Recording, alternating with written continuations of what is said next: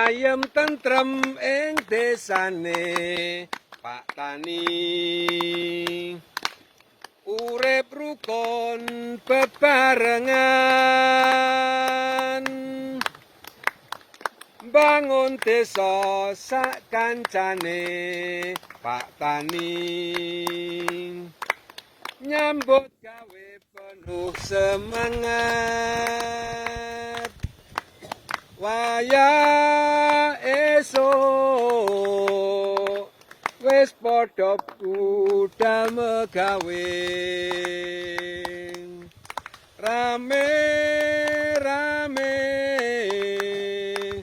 garap sawah lan kebone pancen luhur bebudine Pak Tani kena kanggo patuladan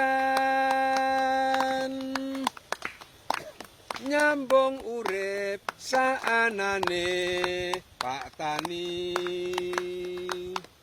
jujur tingkah lan lakune. Tepuk tangan untuk kita semua.